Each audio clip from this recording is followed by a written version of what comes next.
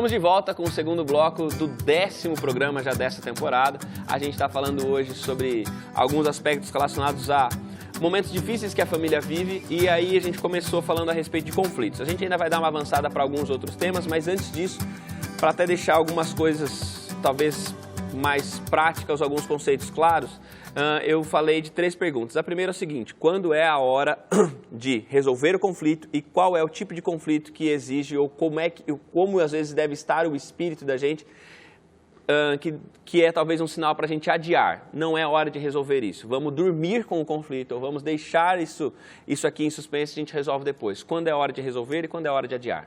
A Bíblia tem o conselho, de Paulo, que a Mari já mencionou, que está em Efésios 4, 26 e 27, onde ele diz que irai-vos e não pequeis, que não se ponha o sol sobre a vossa ira e não deis lugar ao diabo. Então, assim, o ideal seria que nós conseguíssemos resolver os conflitos no mesmo dia? Sim, esse é o ideal. Mas eu entendo que existem determinados tipos de coisa que pode deixar o ser humano tão irado, tão indignado, que no mesmo dia, provavelmente, ele não vai conseguir resolver esse problema, porque os sentimentos dele não estão no lugar. Então, quando a gente percebe que está muito inflamado, que está muito irritado, que os sentimentos estão todos bagunçados, não está conseguindo raciocinar direito, não está conseguindo respirar direito para poder se acalmar, aí eu entendo que precisa haver um tempo maior, porque às vezes você ir dormir indignado, você respira, você dorme, e quando você acorda, você já pensou, já refletiu sobre o que aconteceu, pode até ser que haja uma mudança de ideia, uma mudança de pensamento em relação àquilo. O que me ajuda é quando eu percebo assim, o que eu estou sentindo, mais do que o que aconteceu, o que eu estou sentindo. E quando eu vou conversar, eu falo, sabe, eu estou me sentindo assim, assim, assado. E aí, por exemplo, estou me sentindo chateada, eu acho que eu me senti desrespeitada. E aí a pessoa não pode falar assim, não, você se sentiu desrespeitada? Você não pode. É muito melhor você falar sobre aquilo que você sente, sobre aquilo que você tem uma posição firme, porque você está falando de você, do que você falar. Você foi desrespeitoso, você fazer acusações. Então, quando a gente fala da nossa parte, a gente fala com propriedade e não agride a outra pessoa, porque daí a outra pessoa vai falar, nossa, entendi, tá, eu me senti assim, e quando eu falei aquilo, eu estava pensando em fazer com que você se sentisse de outra maneira. Então, isso me ajuda e acho que é um bom... Eu acho legal você falar isso, que é mais... Não é tanto sobre aquilo que você fez, mas é como eu me senti em relação àquilo que você fez. Exatamente. E aí não dá para o outro dizer que isso é ilegítimo. Cara, como que eu vou dizer que aquilo que ela está sentindo é ilegítimo? O que dá para eu dizer eu não fiz com essa intenção, mas, puxa, o que eu preciso evitar, então, para ela não se sentir assim novamente? E é interessante porque quando eu falo, você fez isso, você me desrespeitou, já virou uma acusação, E aí a pessoa já se coloca na defensiva e já começa uma série de justificativas. Em relação aos sentimentos, a gente ainda tem certo grau de dificuldade para lidar com aquilo que a gente sente, para identificar os sentimentos e as emoções, mas é uma coisa que eu aprendi lendo um livro que foi muito interessante, porque o autor diz assim, você recebeu um impacto, você recebeu uma informação, você sentiu, agora você reflete sobre o que você está sentindo, você pensa sobre o que você está sentindo e depois você toma uma decisão em relação ao que fazer. Só que, geralmente, dependendo do temperamento que a gente tem, o contrário. A gente sentiu, aí eu vou lá e tomo uma decisão para depois eu pensar.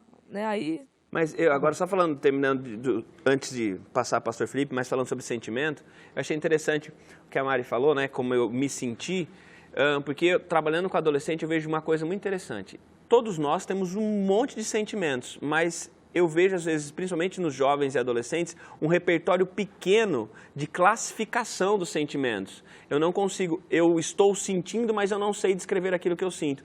E eu acho que entra uma coisa importante, que é a terapia que ajuda, mas é a família conseguir dar espaços e ajudar a criança, principalmente, a pensar sobre o que está sentindo, a elaborar o que está sentindo, a nomear o que está sentindo, porque às vezes a pessoa, toda vez parece que ela está sentindo a mesma coisa e não é, são sentimentos diferentes, são coisas diferentes, mas ela não sabe nomear, Muito bem lembrado. Eu queria tentar contribuir com essa sua primeira pergunta ainda, com um texto bíblico aqui de Provérbios 19:11. Diz assim: a sabedoria do homem lhe dá paciência, e sua glória é ignorar as ofensas. Então, assim, tem um momento que você precisa dar uma ignorada no que você ouviu para que a coisa não aumente. Entende? O conselho bíblico chama isso de sabedoria. E aí, é aquele momento de você dizer assim, ó, se eu falar agora, como já foi exposto aqui, se eu falar agora, o problema vai aumentar. Se eu disser o que eu estou pensando a respeito do outro agora, o negócio vai aumentar. Então, é aquele momento de você... eu ouvi uma expressão, era uma dinâmica, né? O cara dizendo assim, olha, você, na hora que você estiver querendo falar alguma coisa que vai ofender muito, vai beber um copo de água, mas não engole. E aí deixa a água na boca lá por um bom tempo, né? E a pessoa estava querendo dizer assim, não fala, pensa. Pensa antes. Então, eu acho que o momento de você adiar a solução ou a tentativa de resolução é quando você está muito emocionado. Tomar decisões na hora da emoção, seja da alegria, seja da tristeza, da raiva, qualquer emoção muito forte é um momento ruim para se tomar uma decisão, para se falar alguma coisa. Muito bem. Um conselho rápido agora para quem tem um conselho ou alguma sugestão para pais que têm filhos muito combativos, filhos que entram que parece que descobriram o prazer de desestabilizar os pais e aí eles estão vivendo esse prazer intensamente. O que dá para fazer? Um pai desestabiliza um menino desse quando ele aceita e dialoga. Sabe, eu já vi alguns adolescentes nesse nosso trabalho com adolescentes de muito tempo, que eles se desarmam na hora que ele percebe que a outra pessoa está a fim de conversar. Então, ele jogou um argumento pensando assim, cara, ele não vai conseguir me responder. Aí o pai sente assim, cara, vamos conversar sobre isso?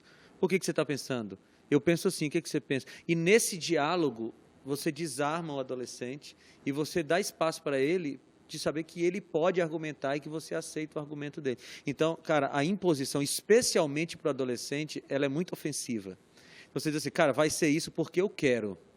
Cara, isso para o adolescente, você fechou portas.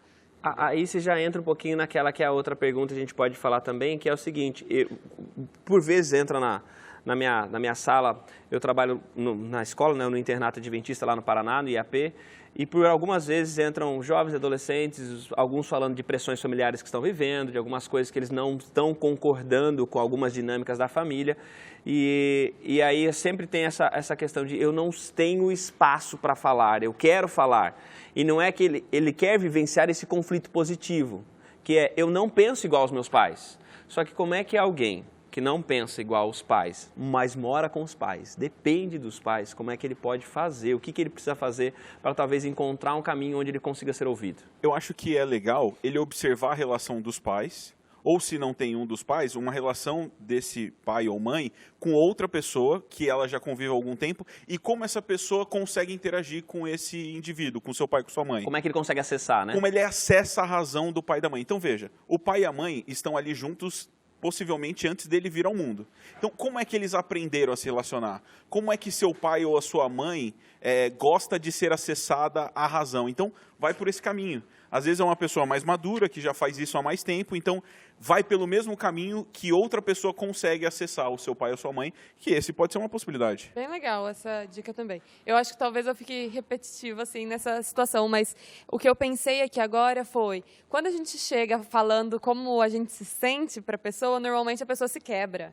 Então tenta chegar falando, mãe, eu estou me sentindo angustiado. Ou pai, né? Eu não sei para um pai falar assim, não, filho, não é, sabe?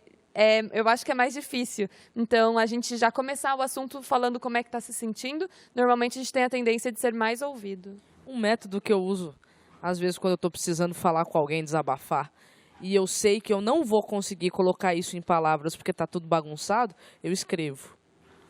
Eu escrevo, aí eu vou lá, escrevo, ponho, aí depois eu leio, falo, isso aqui dá para tirar. Aí eu tiro, escrevo de novo, e aí eu entrego. É que durante a adolescência é meio danado você acessar a razão. Parece que está tudo muito doido, assim, muito confuso. E quando você fez a segunda pergunta que o pastor respondeu, eu ia dizer para você, fala com a minha mãe. Porque eu fui o adolescente que embatia e tudo mais. E eu estava pensando aqui, por que eu fazia isso?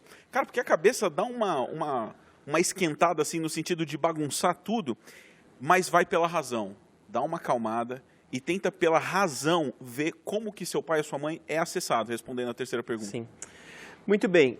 A gente tem um componente que entra no conflito, e isso o guia traz, para a gente continuar nosso progredindo, e já foi mencionado Efésios capítulo 4, sobre a ira e tudo mais. Só que nesses ambientes de conflito, e na família existe momentos em que esses conflitos geram esses sentimentos, geram essa ira. São filhos que ficam irados por algum tipo de tratamento, são os pais que ficam irados com os filhos, é o marido que fica irado com a esposa, é a família inteira que fica irado com alguma outra coisa. E qual é o espaço que a ira tem? Se é que ela tem espaço na vivência familiar, né? Qual o espaço que a ira tem e em que momento que ela é válida e em que momento que ela deixa de ser produtiva. Eu quero ler o texto que é um texto muito conhecido sobre esse assunto da ira, que é Efésios 4, 26 e 27. Diz assim: quando vocês ficarem irados, não pequem, apaziguem a sua ira antes que o sol se ponha. Veja, a Bíblia, ela trata o assunto da ira com muita tranquilidade. E aí você tem aqui na Bíblia a ira de Deus e a ira dos homens. A gente não tem como tratar disso aqui com muita profundidade por causa do nosso tempo, mas Deus se ira, e a ira de Deus não tem nada a ver com descontrole emocional, não tem nada a ver com vingança, não tem com essa vingança humana, não tem nada a ver com emoção. A ira de Deus é um justo juízo contra o mal. A ira humana que está sendo falada aqui é uma indignação contra o mal. A Bíblia está dizendo aqui que você pode se irar sem pecar. E essa ira que Paulo trata aqui é uma indignação contra o mal. Então você vê a corrupção, você se ira, ou você se indigna contra ela. Você vê a fome, você vê, enfim, os problemas sociais, ou um problema familiar, e você se ira contra a situação.